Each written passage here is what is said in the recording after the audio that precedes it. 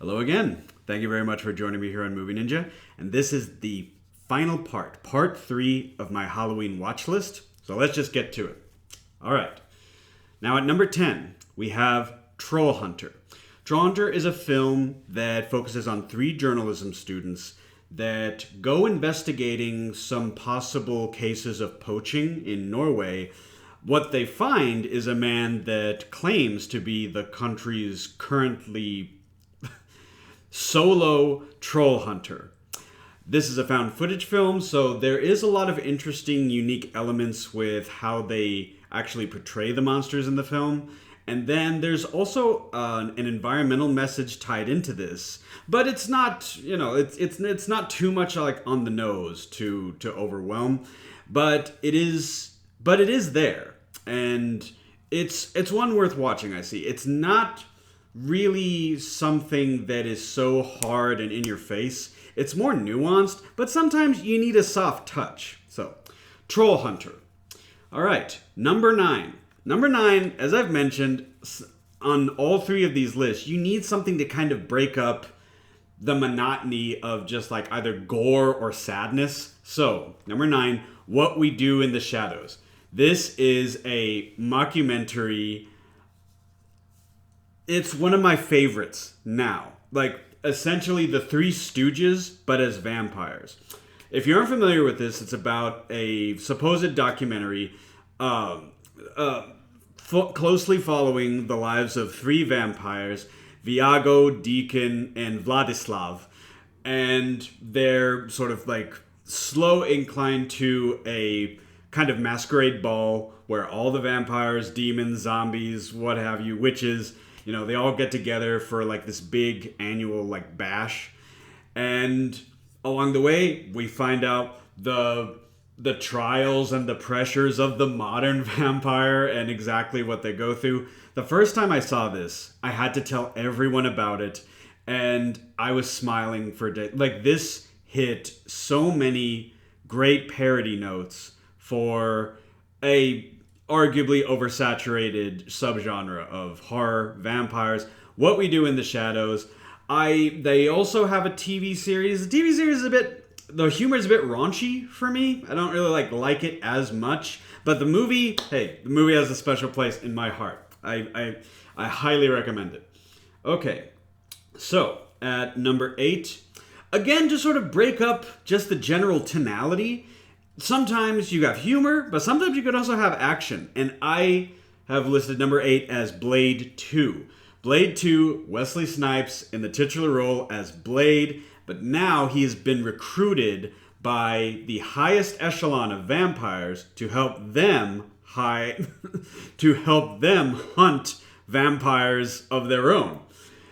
It's I'm saying this very summarily. I'm saying this very briefly because I'm trying to cut down on the length of some of these episodes. I tend to talk too much on these recommendations, but the action is top notch. The action is superb, and you really didn't see anything like this based around a Marvel character up until the later films of the MCU, which even then I would really only compare the action and practical effects really only to Captain America the Winter Soldier. It wasn't up until that point that there was any kind of action choreography in the Marvel universe, which I really would like Wesley Snipes to be included in, by the way, but we'll see. Who knows? I think it's a bit too edgelord to be fully integrated into a Disney-owned property, but still, top-notch action. The creature designs from Guillermo del Toro really sort of coming to the forefront in this one, and it's really something spectacular. So, Blade 2 at number 8. Number 7, Banshee Chapter. So, this is a film that focuses on a young woman, and she's trying to find out the whereabouts of a friend of hers that has recently gone missing. I think it's about within the last year as the film begins. And the only one who can help her is a gonzo-like Hunter S. Thompson writer who may or may not be into mind-expanding substances. What she finds out is that those mind-expanding substances might also, traverse into other dimensions. Yeah, okay, that's going to go well. So this is another one that's a bit of like a found footage, because as she's chronicling her journey to find her friend, she wants to have footage of this just, for future reference and for other purposes that they explain in the film. But still, Banshee Chapter, it's one that I don't hear appearing a lot on horror movie watch lists, but that's why I'm mentioning it, because I think it's a bit of a hidden gem, and I think more people should watch it. So, okay. From there, number 6, In the Company of Wolves. A young woman falls asleep at her grandmother's grand English estate and has very, very interesting dreams about werewolves. And it's cerebral, it's surreal, and it's extremely, it's beautiful. It's beautiful, almost sublime to watch. I really struggled with putting this like anywhere except the top 3. As I mentioned in other videos, 10 through 4, they can be in any order, but this is definitely one that I think more people should watch. If I was to make a brief comparison to another production, I would say consider it a rated R adult version of Jim Henson's The Storyteller. In the Company of Wolves is not associated in any way, shape, or form with the Jim Henson Company. I have to mention that. However, just the craftsmanship of the creature models and the costuming is just so well done. That's the only reason why I make that comparison. Okay. But In the Company of Wolves, if you have not seen it, it's a bit more artsy-smartsy. So, it might not be like scary for maybe the mainstream audience. But if you want to try something a little slower paced and very well crafted, I highly recommend In the Company of Wolves. Okay.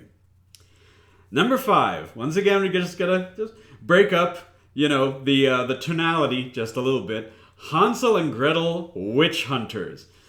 You have Hawkeye and his sister just going around the countryside at some point in Swiss, Norway, Eurasia, the medieval times.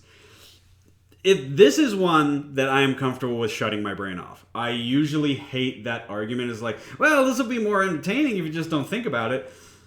This is one of the few cases where I can actually acquiesce to that. This is something that you have the classic story of Hansel and Gretel, and of course we know that they escaped the witch. Well, but you know what? At a certain point, they got an axe to grind, and then they become witch hunters.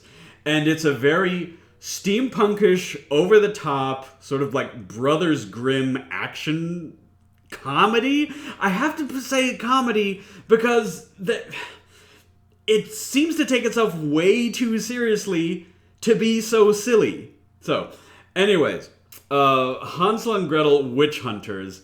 I recommend it just to sort of break up the mood if you've seen a bunch of really serious, sober horror films. It'll make you laugh and it'll entertain you because there is some good action in it too. So, okay. So, number 4. This is a yearly staple, Sleepy Hollow. Sleepy Hollow is the retelling of the Washington Irving American folktale, The Legend of Ichabod Crane, sometimes referred to as The Legend of Sleepy Hollow or The Legend of the Headless Horseman. It's been reworked a few times. But what this is that it has Ichabod Crane, as a constable, and he is someone who is brought into the community of Sleepy Hollow to solve a series of murders. And this is a very well thought out, well plotted out mystery intrigue film. Once again, lots of action and a almost disturbing amount of gore. So yes, this one will scare some folks. If you have not seen this before, it blends, there's a few of these that I've mentioned that it has humor, it has action, it has intrigue. You know,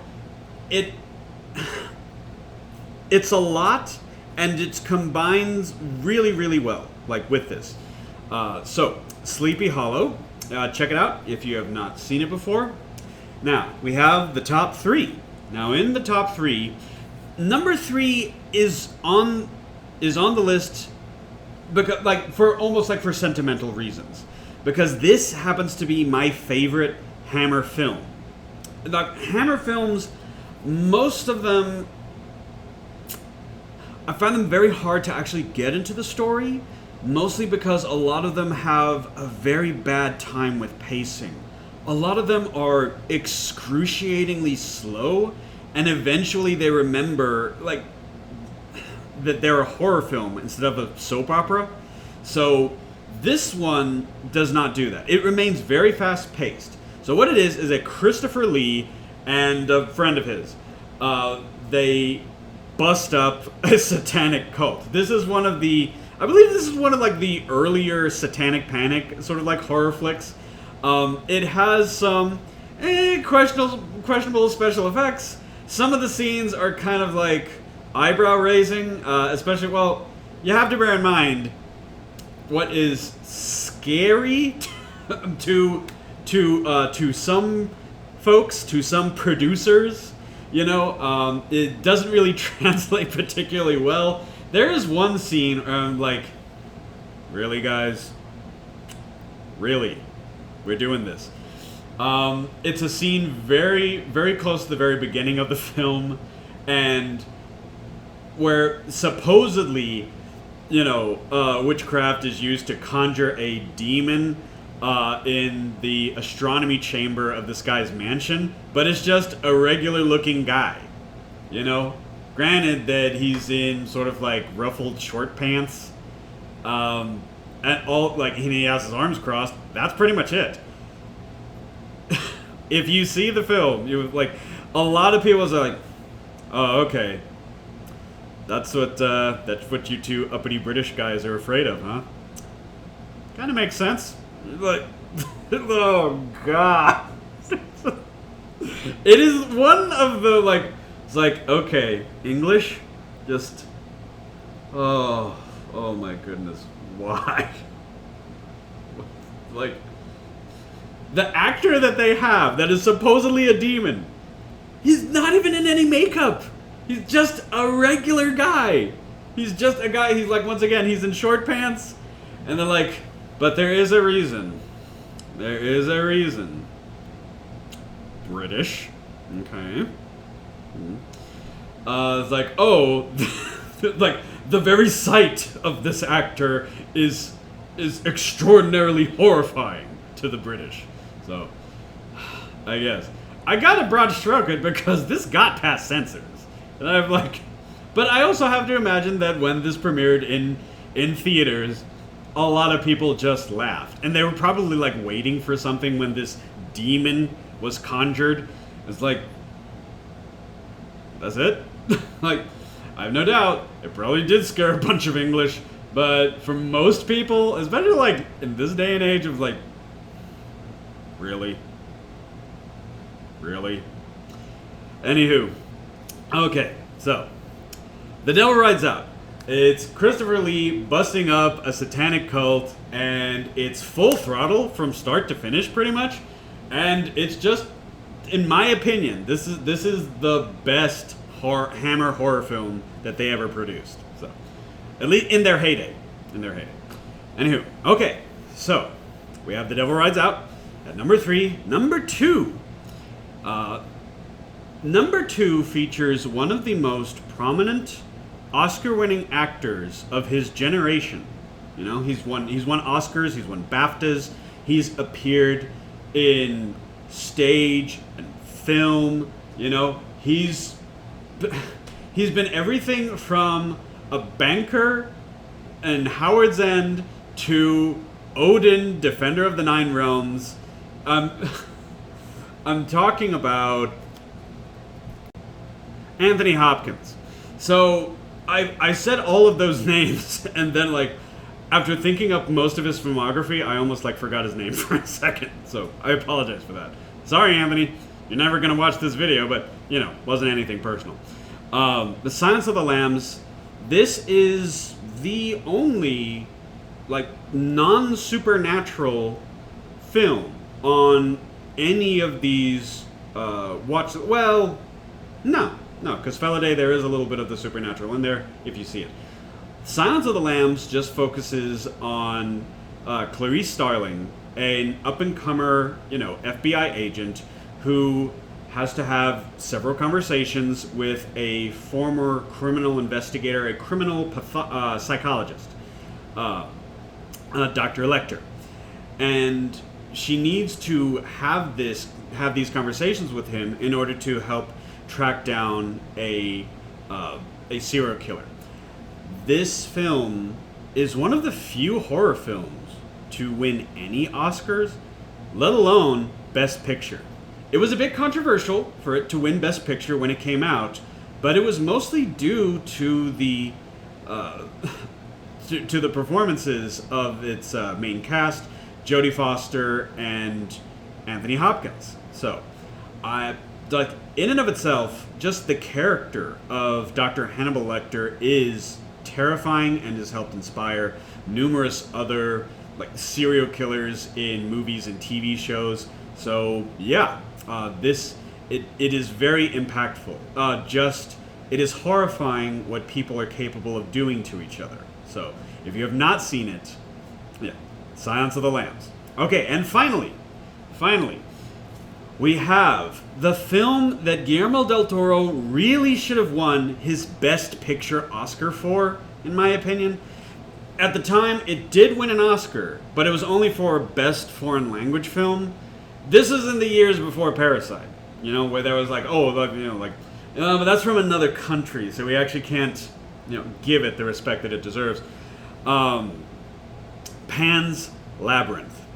This is a film that focuses on a little girl's struggle just to cope with the daily ongoing violence of the Spanish Civil War, as well as the tumultuous upheaval of her family, with her mother being married to a sadistic, cruel, merciless Captain Vidal. The monsters in Pan's Labyrinth are in and of themselves, they're terrifying. The creature designs are among Guillermo del Toro's best. There is a particular scene where his regular collaborator, Doug Jones, plays the nightmare fuel monster that will haunt your dreams, of course.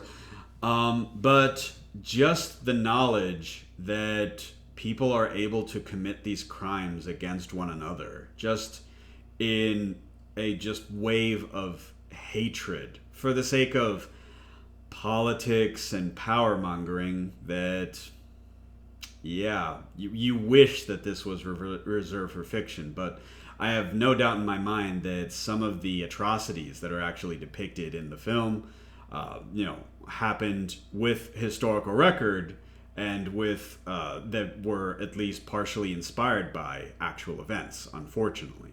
So, Pan's Labyrinth. It has an excellent script, wonderful creature designs, horrible villains. I do consider Pan as a bit of an antagonist, because it does. Okay. I have some thoughts on that, but we're almost at 20 minutes already. So, once again, this is part 3 of my watch list. Have you seen these films? Have you not seen these films?